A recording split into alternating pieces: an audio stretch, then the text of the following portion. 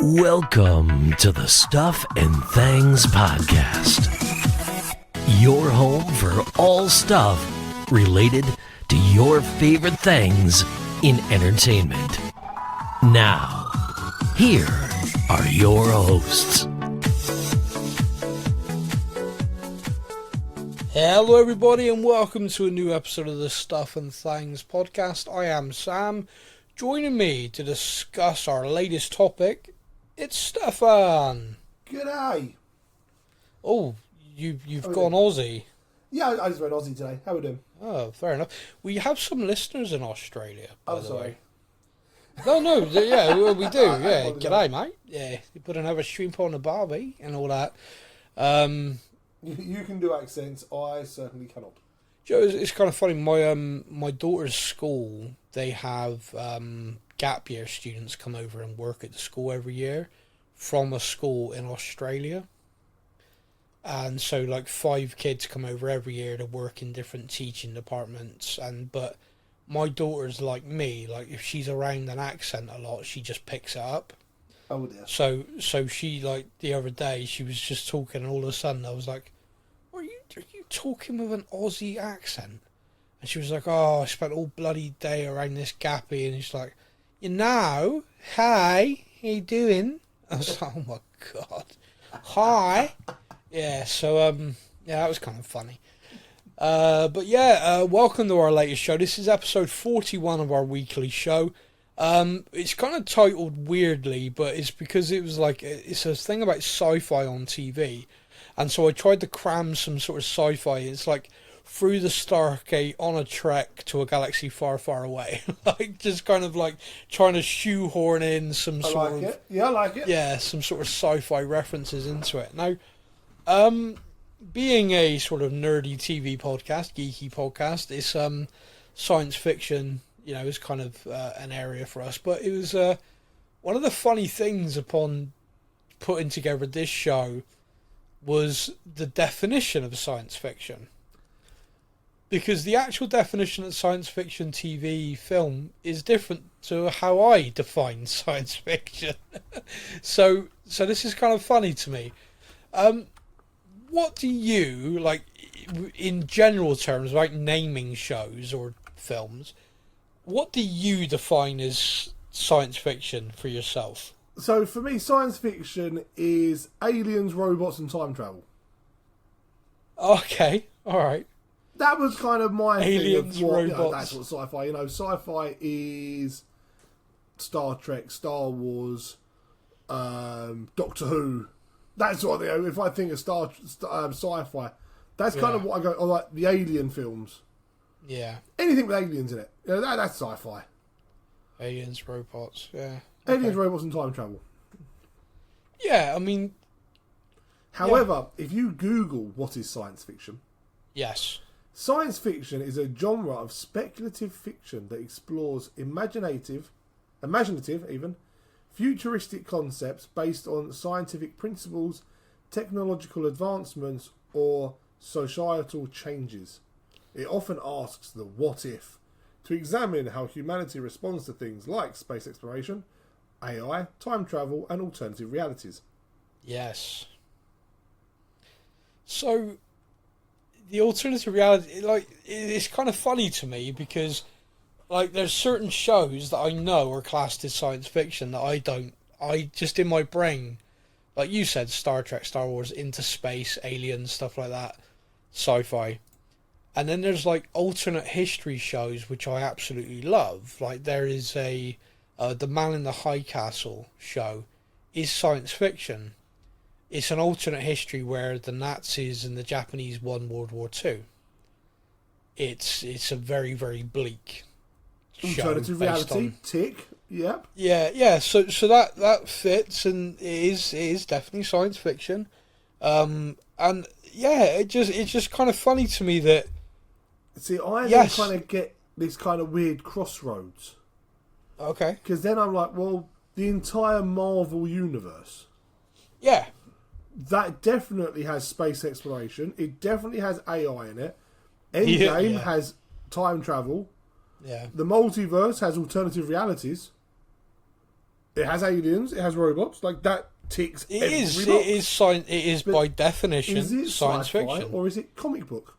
Well, again, and this is I don't think necessarily they are separate genres. I think you can have a comic books are types of media. Like I can have a book, a novel that is fiction, non-fiction, science fiction, erotica, whatever.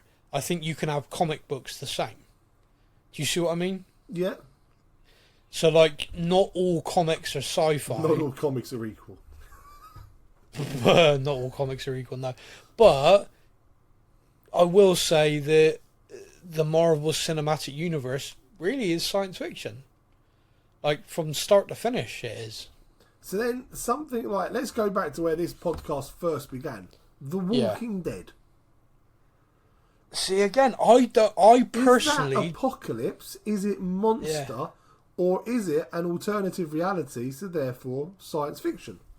See, I don't think of it as sci-fi, but there are people who do. Like, it is science fiction. And the funny thing is now you've read like that proper definition to me. Okay, yeah, I get where that falls into it, but like I personally don't think of that as science fiction. I think of that as horror. That's horror end of the world stuff, and yeah. But then not every apocalypse end of the world thing. So we've spoken before about 2012 or the day after tomorrow. Yeah. Is that an alternative reality because that stuff has never happened, or I don't is it think a disaster so. movie? Again, and this is the kind of, I mean, they are for me disaster movies. But is a disaster? Can it be more than one thing? Definitely. Like the War of the Worlds is a disaster movie, but technically it is based on scientific principles, especially things like the 2012 and Day After Tomorrow. They are scientific principles around. Okay. I need to pause you. 2012, no. 2012 scientific principles. Anyone with any sort of science background will be exploding listening to you say that. The neutrinos are mutating is when Dara O'Brien, a comedian, literally lost his freaking mind at that film. Yeah, fair point. Which is hilarious. But is equally terrifying. The Day After Tomorrow is not only based in science fact. Anyone watching the current weather modelling will see it's happening. There is a El Nino weather system warming up the Pacific right now to a level never seen before, and it is terrifying them. Like, genuinely, like, we are going to have the biggest El Nino in history, potentially. And that's not good, by the way. I must say, I'm not massively au fait on all of it, but I've heard the weather forecast talk about it, and none of them seem to be smiling and talking happily about it. No. When weather forecasters are buying bunkers in the middle of places, you got to start to worry. That's my theory. But yeah, so the classification of what is science fiction is interesting to me, and I'm hoping it's interesting to people in general. Like, please do get in touch, because are there shows that you watch that you have a kind of, oh, this is this? Or are there shows that you watch that you are like, this is sci-fi? Whereas me, like you said, like the robots, aliens, space kind of thing, like we wouldn't fit it into that bracket. Years ago, someone told me the X-Files is science fiction. I'd put that in a sort of like a horror sort of genre. I wouldn't class that as sci-fi, but on the flip side, there's elements to it that could be. So it's weird. Like, on a flip side as well, can shows like that be more than one thing? And they probably can be. When you got like an episodic show like the X-Files, for example, one week could be aliens, next week could be monsters. Is the whole thing sci-fi? Or just certain parts. So, okay, so I have gone on to... I'm actually using Rotten Tomatoes this week, because the IMDb thing hadn't been updated since 2008, and I was like, that seems a bit outdated. Tomatoes, dear boy. Rotten Tomatoes, yes. So I've got here the 100 best sci-fi TV shows of all time. Please don't read them all. No, and 150 best sci-fi movies of all time. Read them. No. Yeah. I'm going to read you just a couple from like the top 30. Okay. I'm going to read you a couple of names out, and you tell me, like, yes or no, is that sci-fi? Okay. So I'll read you the top 3. Number 1 is 2001: A Space Odyssey. Yeah, definitely sci-fi. That's sci-fi. Number 2 is the original Back to the Future. Time travel, alternative realities. By absolute definition, it is science fiction, but I don't think of it as science fiction. But you are right, it is sci-fi. Yeah, And number 3 is Blade Runner from 1982. yeah, absolute sci-fi. Yeah. Okay, so a few other ones that are added in there. Star Wars, all 3 of the A New Hope. Yeah.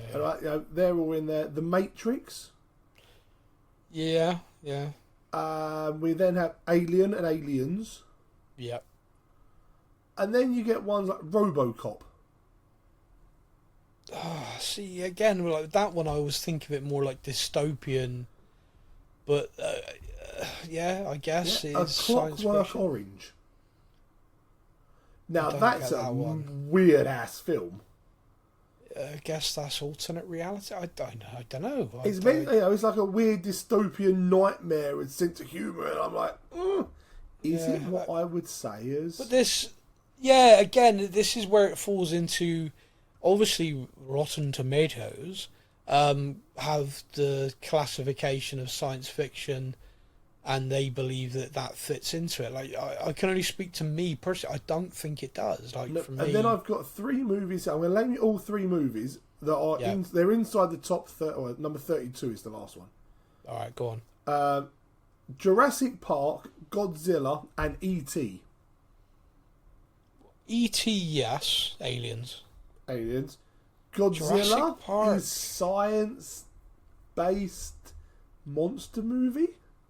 Yeah, again, it's that kind of genre bending thing of like. Now I know the definition. Yes, they both are, but I don't like because in essence, like alternate reality. I guess it kind of fits because to our knowledge, no one's recreated dinosaurs yet. I think someone has somewhere. So I see here Jurassic Park. I'm like, now Jurassic Park doesn't scream sci-fi. I swear to God, if you say what I think you're about to say, I will come to your home and slap you. It doesn't say sci-fi, does it? Like, it's not. But technically, it is science. They're making the dinosaurs. You can't see me, but I am glaring at you right now. I'm not saying anything about Santa. Oh, motherfucker. I'm just saying, like, I love that movie, but I would never call it a sci-fi movie. So, just to be clear, for anyone who's perhaps new listening, or maybe you've forgotten, we have this thing every year on our Christmas special where we talk about films that are Christmas films that we like. And Stefan classifies Jurassic Park as a Christmas film because his memories of childhood of that film being on were all at Christmas. So it's just locked for him that it's a Christmas film. He won't hear it. He won't hear that, no, it's not. He just won't hear it. And it made it even better when the new Lost World came out and he started off with Christmas presents. I was like, see? That was just for you. I think someone heard the podcast and just wanted, let him go. Yeah, just wanted to let you have that to hit me with. But yeah, again, it's interesting. Like, I don't think of Jurassic Park as science fiction, but then where would you put it? And if you go by that definition you read out to me, it is. Like, it is literally that. Like, you have other ones, like Independence Day and stuff like that. I'm like, Aliens, of course it is. The Sci-fi, Men in Black, yeah. It's Aliens, of course it's sci-fi. Yeah. Anything that has an alien in it, I'm straight away like, yes, definitely. But then at the same time, you read, like, The Fifth Element. Yeah, that's definitely sci-fi. That would be sci-fi for me. Well, yeah, I mean, that's the definition of, like, it's batshit. Yes. I mean, things can be more than one thing, right? Like, you can have, like, a film that is both, like, a comedy and science fiction. So, for example, there's a funny film which I consider to be the unofficial third part of the Cornetto trilogy, which is a film called Paul. Yes. Which is an alien escapes a lab and two British tourists end up like trying to help him. That is a comedy, but it's science fiction. It is, it's an alien. Exactly. If it's got an alien in it, yes. Oh, here's one. Number 143. The Rocky Horror Picture Show. No, I mean, that's... I don't know. How is that sci-fi? I gotta be honest with you. I don't know what that film is. They do the time warp, and there's women in it not wearing much and really sexy, and there's a thing in Bristol every year where they do this Rocky Horror thing, and I used to love it. I worked as like at one of the places they did this party, and I don't think my eyes have been that wide in my entire life. It was very interesting. I personally don't put that into sci-fi. But then there is the whole let's do the time warp thing. Maybe that for I don't know. I can't wrap my head around that. But I've got something for you, and this is a bigger conversation. But Jesus, we're down the rabbit hole now. We might as well explore the Warren. We knew aliens are in it. That's sci-fi because it's made up. Yep.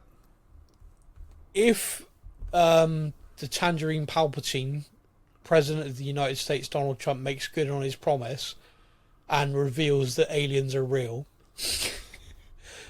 we have been contacted by 5 different races over the years. Here's all the evidence. It is real.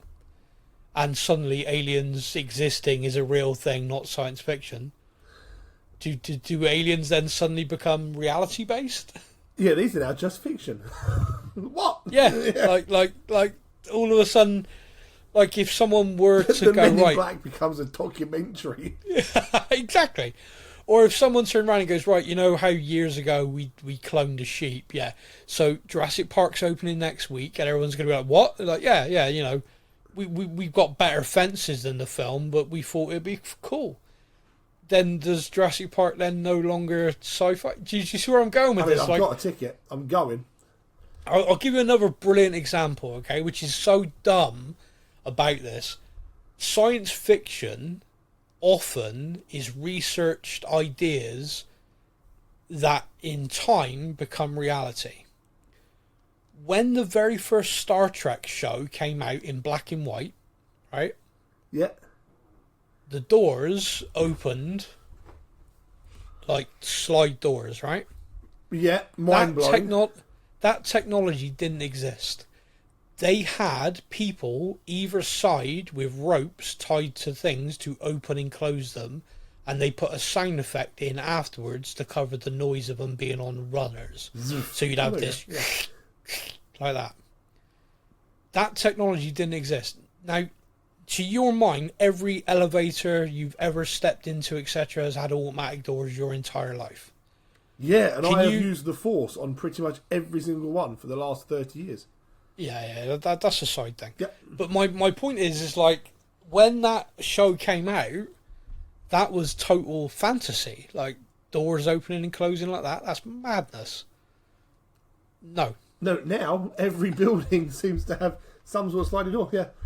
All right, and here's another more recent one, which is, to me, when I think about this, I feel really old, right? Yeah. Stargate TV series, Stargate SG-1, had a spin-off called Stargate Atlantis. Stargate Atlantis, the basic premises of it was this lost city of Atlantis, and this team gets sent there in another galaxy, and they've got to try and A, find their way home, B, survive. The scientists and the people who were there walked around the whole time with tablet computers, so they were just touch screen devices that they came up with for the show.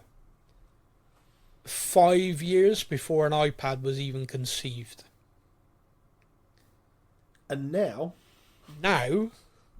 when you so go if to I a watch restaurant and people take your orders on a tablet. Yeah. So my daughter watched the Stargate series with me. Like, she got quite into it. And what was interesting for me is, like, I remember watching Stargate Atlantis, and that was pure science fiction. Like, this touch screen, everything. All of this was, like, pure crazy. And yet, she was just like, Yeah, they got iPads. What's so techno? What's Ooh, fancy. Yeah. My one's smaller than that. Yeah. But again, if you think about say I sat you down in front of a Star Trek episode for like the 1960s and the doors were opening and closing automatically, it wouldn't even occur to you that was future technology, would it? No, it's the same as like I watch some shows now, like they've got the hologram stuff in it. Yeah. And like that was like, oh my god, imagine that'd be amazing. And now they use There are whole holograms for everything. concerts. Yeah. Another thing, right? How many people listening to this show on a regular basis speak to an Alexa or a device like that where they talk to you and answer you? I just had to double check and make sure mine didn't hear you say her name. Yeah, sorry. Yeah. But my point is, sorry to everybody, by the way, who I've just activated. Yeah. But my point is like, how many people... Just in case they didn't say the word echo, because that's the other one. Yeah, that's the one that... Do you know what? Genuinely, we did a show on the Marvel series Echo, and I had one, and I had to unplug it every time we recorded an episode. Because it's suddenly like I had this voice in the background like, what do you want? You keep saying my name. Talk to me. Yep. But like the technology for this, now this is really interesting. Again, this science fiction, because we all have had this for a couple of years now, but you go back 10 years, that concept was pure sci-fi. The idea of like arriving home and being able to go lights, and it like that, you can do that now. Oh, the old typical like futuristic home of you can walk in your house and tell each light bulb to turn on and use the oven by voice. It's like, that's just an expensive house now. All of that is possible now. But I'm going to take this a step further into what's scary is you look at what they're trying to do with the devices whose name I just mentioned a minute ago but won't say again because I don't want to do it. They are uploading into that in the next few months the first fully AI version that will learn about you and will be able to interact with you in a almost like you're talking to is an artificial intelligence. So that means it's going to go beyond a simple voice command structure to an actual thing. You are going to be able to walk up to your device and be like, hey, can you switch the lights on? And it might go, yeah, I could do that, but keep in mind the bulb's gone on, like, whatever. All right, cheers, maybe just do this then. Yeah, okay, no problem. Like, you are going to be able to interact with it. Like, hey, what do you think about this? Yeah, that's not a bad idea. Number 8 on Rotten Tomatoes, best sci-fi movies ever, Terminator. Yeah, but this is my point. Did no one else watch this movie? Yeah, I mean, hell, even like a lesser version of it is still scary, which is the one we're closer to, and that's iRobot. Yep. Like you look at the robotics and stuff and what they're doing in Japan right now. Every time I see these videos, they're like, hey, we just managed to teach a robot to do the Ninja Warrior course. I'm like, wow, you taught it to be better hunters. Are you kidding me? Yeah, well done. You've upgraded it to this now. Why? Yeah.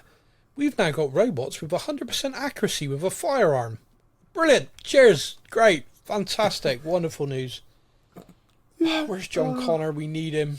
But yeah, like, sci-fi is insane to me, and is this kind of what is science fiction can become science fact. And so when I watch sci-fi and I just immerse myself, and I do sometimes watch it now with this kind of, that feels far-fetched.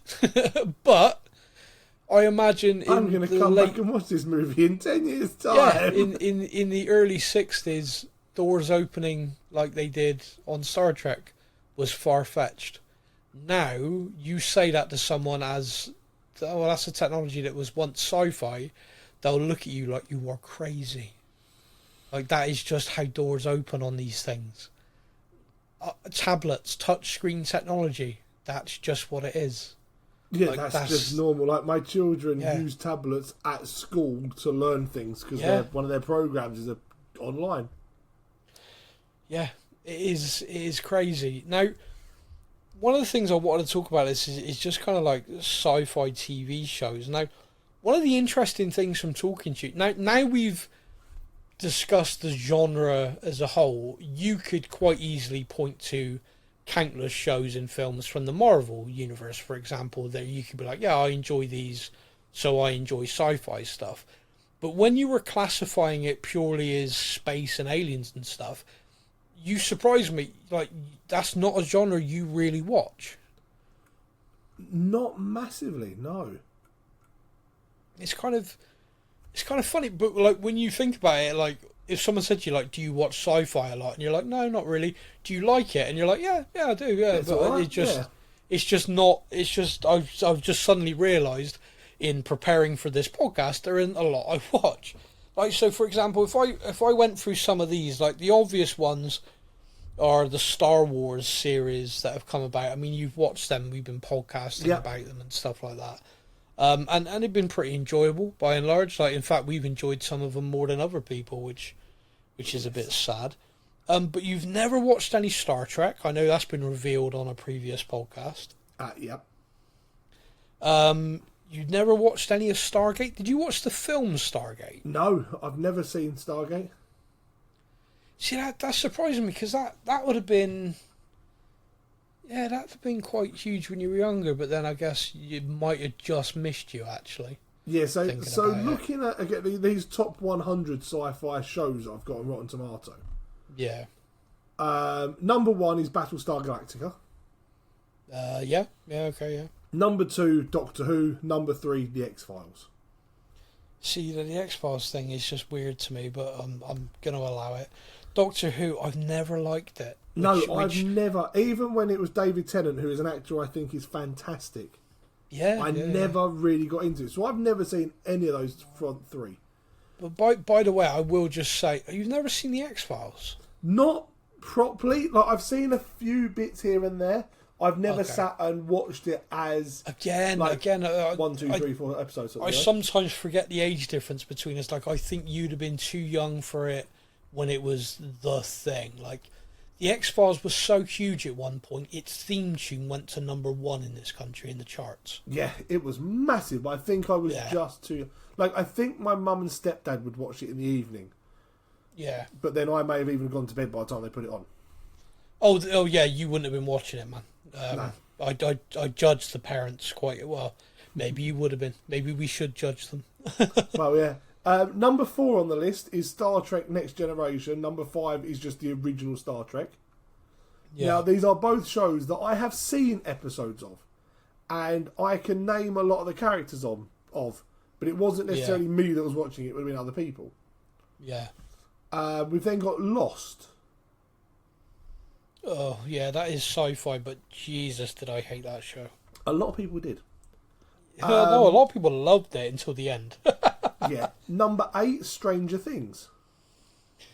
Again, yeah. I am about to try again to get into that. It's a bit late. I know, but it's all there now, so I can binge watch the whole lot. It's fine. You can, yeah. But it's one of those... Again, this is one of those ones where so many people love it. I'm almost... It's almost a bit for me like the Game of Thrones thing. Yeah. I was so far behind it, but it was so loved by everyone that I was like, okay, I'm going to have to watch it just to understand why everyone loves it so much. I cannot stress to you how much you're going to experience the same as Game of Thrones. Yeah, remember what I've heard, just don't watch the last season, it's fine. No, you watch it, but I think, because I tell you for why I'd love for you to watch it the whole way through binge style, and that is because I'd love to know how you feel about the ending, binging it, like watching it all in one go, because I think the main reason I don't like the ending is I had to wait 3 and a bit years for it. Does that make sense? Yeah, I kind of have that. Actually, ironically, we're recording this now with the Mandalorian and Grogu film about to come out, Star Wars sci-fi. Yeah. And we've said with that, like, a lot of the excitement has gone due to how long we have waited for this movie to come out. Yeah. You've probably had the same thing with Stranger Things. You know, you've waited so long for it. Yeah. So, also on the list, we've got Black Mirror. Now, that's a TV show I've seen a couple of episodes on. Yeah, that's sci-fi. I mean, that's the alternative reality. And also, it's a bit like The Twilight Zone, which, again, I would say is sci-fi. Yeah, same. The Expanse. You've watched that, haven't you? It's brilliant. Yeah. Yeah, The Expanse. That's number 10, apparently. I mean, I've recommended this to you a few times, and the reason why is like George R.R. Martin, who wrote Game of Thrones, has said that because when he wrote Game of Thrones, he was working on a science fiction book like set in space, and he abandoned that after watching The Expanse and then reading the books that it was based on, because it was like, oh, it's been done to very good level. Like, I'm not even going to compete with it. It is without a shadow of doubt one of my favourite science fiction TV shows and books, for the simple reason is everything in it feels real. Like, you can really believe every aspect of what's going on is like, oh shit, yeah, that's exactly what would happen. Like, that is exactly how it would go. That the technology feels real, like, doesn't feel uber futuristic. It feels like you're only a couple of 100 years away. Do you know what I mean? It like, if all of a sudden these ships existed now, they'd look in place, if that makes sense. I get you. Yeah. So okay. It feels very, very real. It's a fantastic book series. It's a brilliant TV show. Like all TV shows, some episodes are better than others, but you can watch that start to finish, the complete story. They even left it open for a possible like return down the line, but it's very, very good. Very good. All right, that's on my list. It's on my list. Now, number 17 and number 19 are two shows that I have watched. Okay. Which is worrying that as I've got to number 17 and 19 before I can say, yes, I've definitely watched these. Yeah. Number 17 is Futurama. Yeah. He wakes up 1,000 years into the future. There's aliens, there's robots, there's AI. It ticks every box. Yeah. And number 19 is Quantum Leap.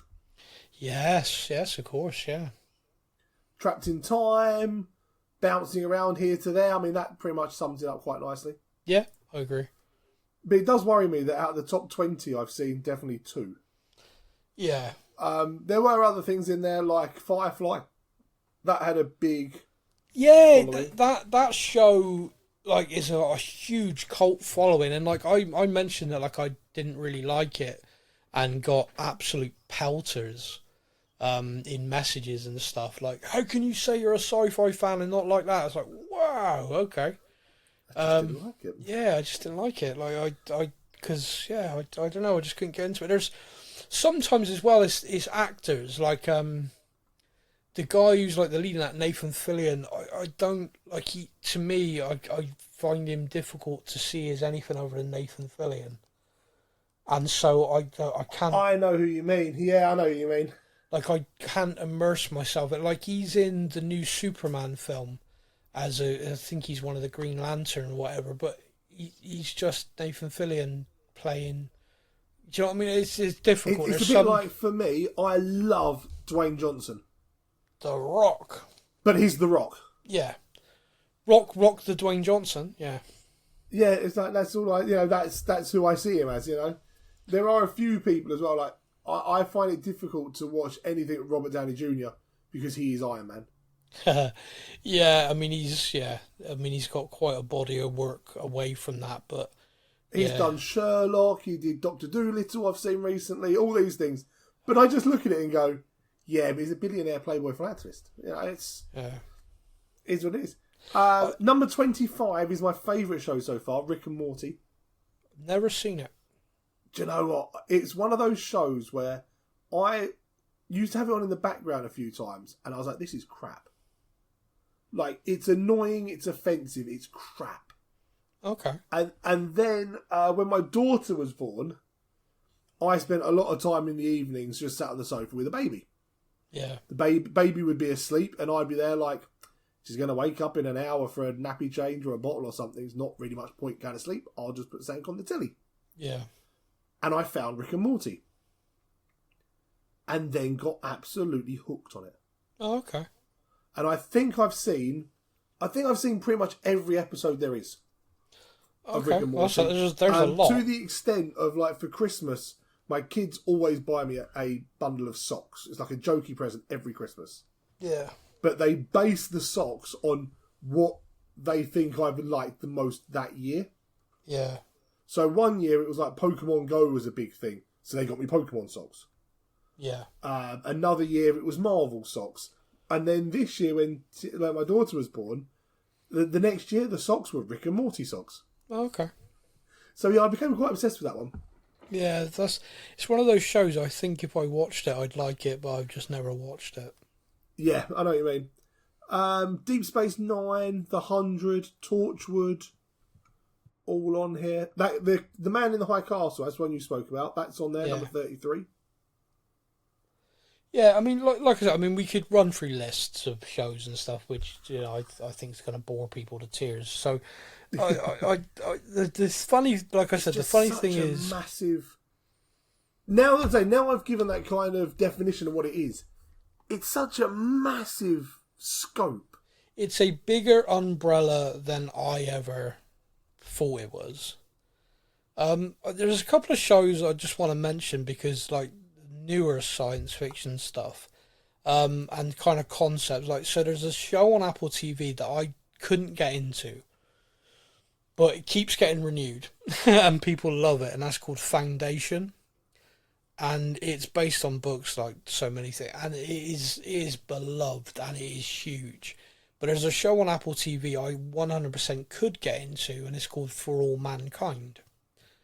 For All Mankind is an alternate history science fiction show based on one thing being different, and that is the Soviet Union won the race to the moon. They landed on the moon first. So in the film, you're following this astronaut who's part of the Apollo crews and everything, and they're all there in a bar drinking one day, getting ready for the moon landings, and boom, the Soviets are on the moon. And then it's like, what happens next? And the theory is, and I go by it, is because of the race between America and Soviet Union. See, what happened after the Americans landed on the moon and won that race is they defunded the space program. They were like, okay, we've done it now. That's it, done. What this TV show theorizes is actually they would have doubled down and been like, okay, they might have landed on the moon first, but we're going to build the first moon base. And then it was like, okay, so we got to the moon second and built the base first, so we're going to get to Mars first. So it would have kind of carried on the space race. Exactly, and because of that, technology would have leapt forward because money into research, etc., would have continued, and therefore technology moved at a different rate. And what the show does brilliantly... There's so much stuff in the world now that is around because of things like NASA. Oh, massively, yeah. Researching things. Yeah. Even if NASA researched something, when actually we don't even need that. Yeah. The technology is there. Well, it's interesting, like... the Apollo missions, for example, they had to get a kind of metal and engineered in a way that was quite light, but still be the same level of strength. So they developed all sorts of things that are now used in cars, in everything you can imagine. Yeah. And it all came just from the space. Yeah. So yeah, that show, if they're gonna... I might have to watch that. It's really good. Now, it's... Season 5 of it is airing now. It's been renewed for a final season 6, but also they've got a spin-off show which starts in a couple of weeks, which is the same thing. So they're going to do the same thing, but from the Soviet side. So we've told the story from the American side of, like, finishing second in the moon landings and everything that happens going forward for, like, so many years. Now we're also going to tell the same story from Soviets. So I mean, I saw the trailer for it. It looks brilliant. That could be fun. Very much my thing. Like, this is because it's so smart, and they do a thing where, like, at the start of every season it leaps 10 years, like a decade. So the start of every season does a recap of all the things that have happened in the world during that decade, and some of it's the same as what we saw, and some of it's like, oh yeah, because technology would have been different, that would have happened. Or like the former NASA director becomes the president because of how big NASA, do you know what I mean? It's like, it's just they do these little tweaks around the reality which are very smart. And yeah, you can completely immerse yourself in it. It's a very good show.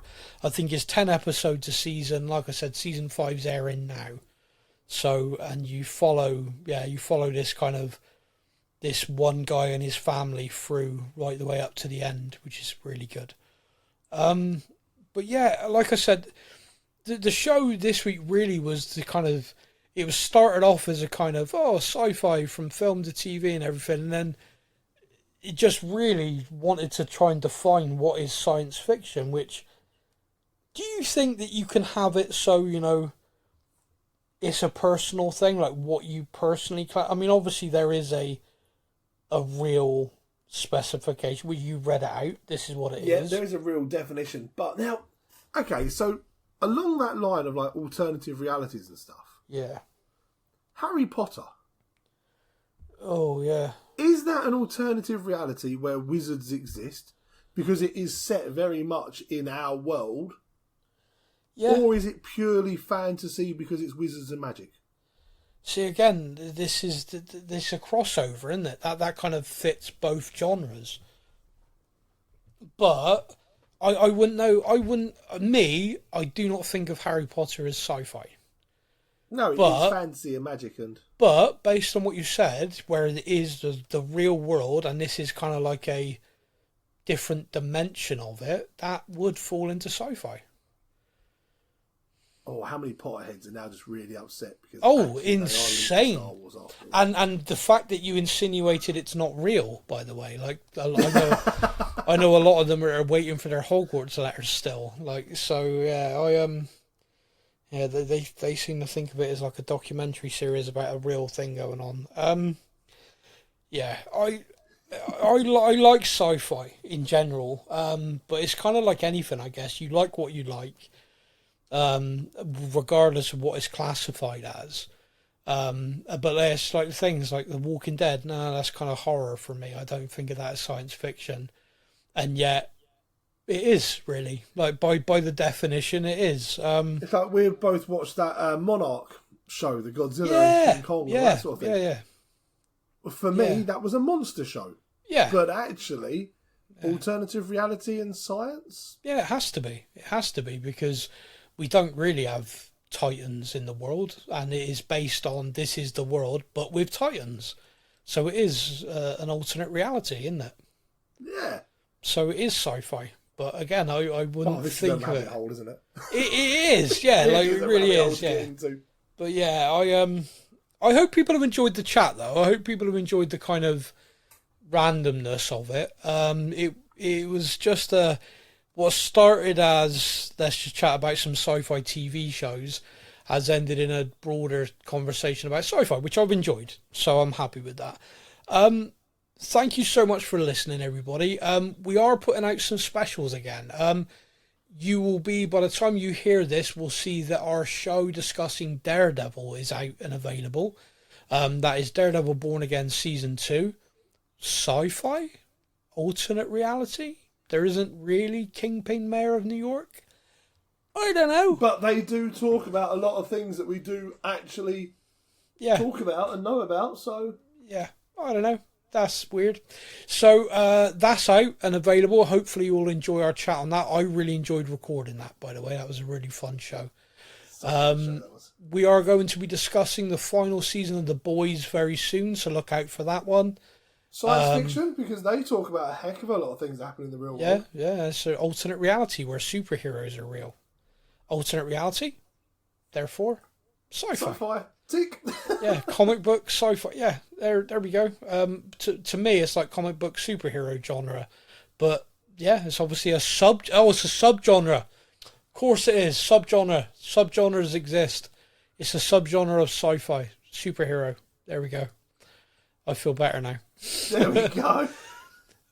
Thank you so much for listening to me ramble on absolute nonsense. Do get in touch with us. You can do it via any of the podcast apps, our socials. You can also get in touch via email, sam@stuffandthangspodcast.com. That email address will be in the podcast description. We will be back next week. Until then, everybody, you'll take care. Oh, wait, hang on. No. I got to leave you with Stefan and his riddle of the week now. You do? I was waiting. If you have a hole that is 2 meters by 2 meters by 5 meters, how much dirt is in it? Thank you for listening to the Stuff and Things podcast. We hope you enjoyed the show. You can find us on Facebook or online. Simply search the Stuff and Things Podcast to join in our conversation every week.